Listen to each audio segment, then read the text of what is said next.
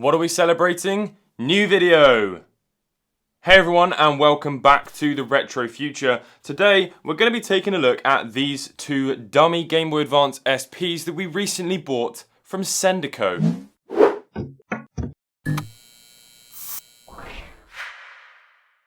So I recently bought these dummy Game Boy Advance SPs from Yahoo Auctions. However, I used Sendico, which is a proxy service, to buy them. This video is not sponsored by Sendico, but it's a really cool website, so I'll leave my link in the description if you want to check it out.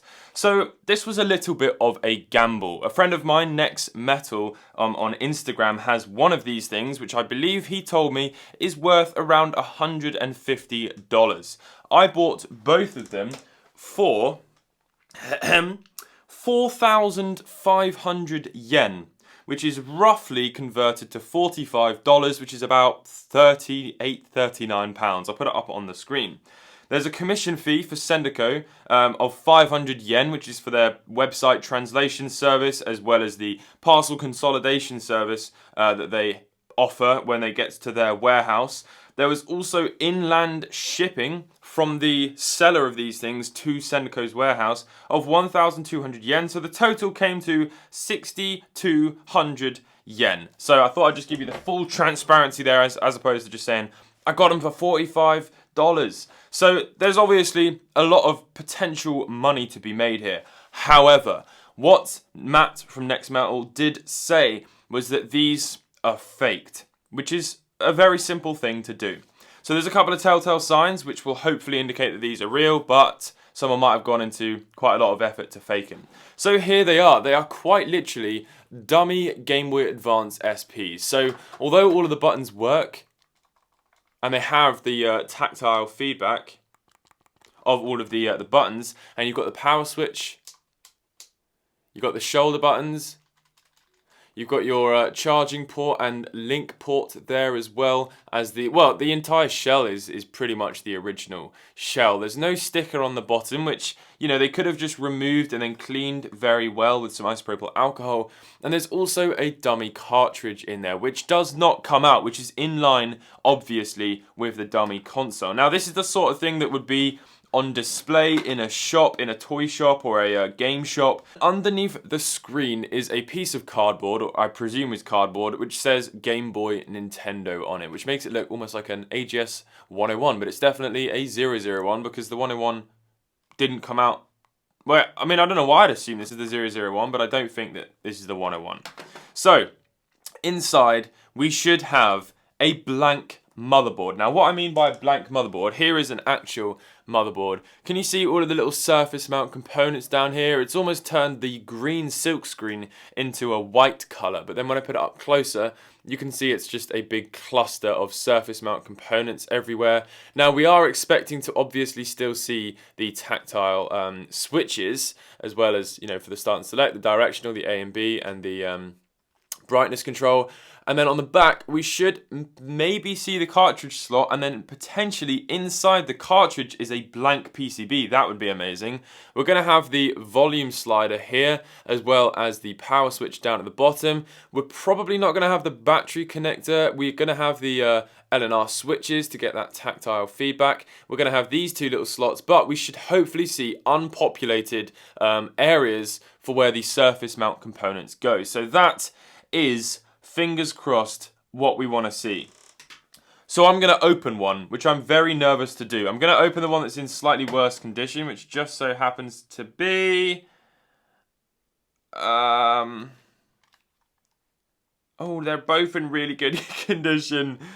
Oh, let's go with the black one, I think. Let's go with the black one. Interestingly, on the black one, there's a little bit of a pen here, which has just been hand-drawn on there. And that made me think, have they drawn on the screen size of the Game Boy Micro for a comparison's sake? Let's take a look.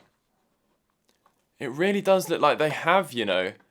I don't know why they would do that or what benefit that would add, but it does look like that's what they've done to show how much bigger this screen is. Maybe they were trying to clear this stock when the Game Boy Micro came out, and they were like, no, look at this one, it's still good. I have no idea. But anyway, let's take my surgical tools out, and we shall start with the battery. What is going to be in the battery bay? Here we go. Phillips screwdriver required. Let's unscrew that. And, oh, hey, okay, that is what we want to see. This is a little metal weight. As you can see there, it's a metal weight with a piece of foam on the top to pad it just to prevent it from shaking around. But that is an immediate good sign.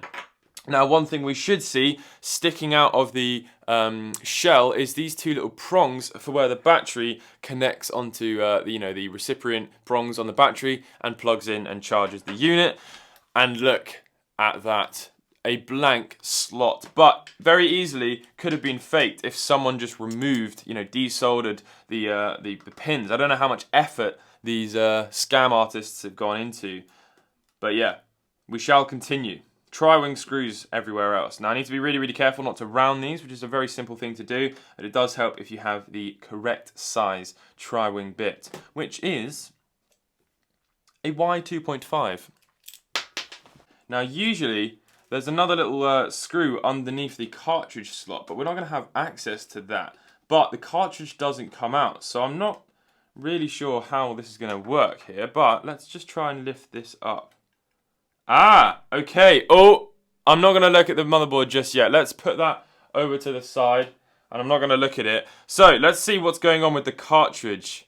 Flip it round, and hang on. Look at this. There's a bloody no, that's a Phillips screw, just sort of, what is that, like wedged in to prevent it from pulling out? How weird. Look at that, it goes all the way into the cartridge almost to stop it from coming out. Let's take it out and see what's going on inside there. Is there going to be a blank PCB in this shell? No. Look at that, no, there definitely is not.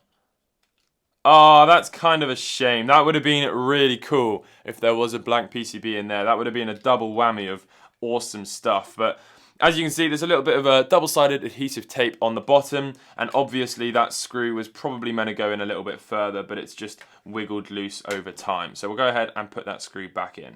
And now, for the moment we have all been waiting for, I can see up in the viewfinder, the PCB is blank. How very, very cool. And you can also see that the cartridge slot is removed because obviously there was no need for it. But just as predicted, in fact, the power switch is not in there, and that's probably because inside the shell is the sort of mechanism for the clicky element of the power switch. It's sort of just like pieces of plastic which slide up against each other and cause that click. So they dropped the power switch, but they have got the volume slider and the L&R shoulder buttons, the two different ports up there. We can take it apart a little bit further. There's 3 Phillips screws. And usually there'd be a ribbon cable under here, but presumably that's not going to be there. And there we go, on the other side, unpopulated PCB. That is quite a sight, to be honest with you. If you take a look at just how empty the motherboard is, you should be able to see there how awesome that looks. No cartridge, no slot there for the ribbon cable. And then on the back, obviously we're missing all of the stuff going on. So that really is a win. I am very, very pleased with that. We can assume that the blue one's going to be exactly the same. There's nothing written on the PCB there, which is really cool. Still says 2002 Nintendo. Everything else seems to look absolutely identical. I can't see from an initial inspection any sort of differences on these motherboards. So probably just a final revision of the PCB that just was taken off of the production line before the chips were printed and put into some empty shells to see the screen. I'm not going to take the screen element apart because it's very easy to damage your Game Boy from trying to peel off these little rubber covers, so hopefully you will all understand that. But I'm very, very, very pleased with the result of that. Hopefully you've all enjoyed. I'll put some really high-res photos up as well on the screen so that you can see, and if you would like to pause the video and take a look for yourselves, you can. I hope you all enjoyed. Definitely let me know what you think in the comments section below. I'd love to find some more, like a Game Boy Pocket, an original Game Boy. I mean, they must be worth quite a lot of money. I don't even know if they exist. Hope you've all enjoyed. Leave a like if you're new and subscribe, and I'll catch you all in the next video. Goodbye.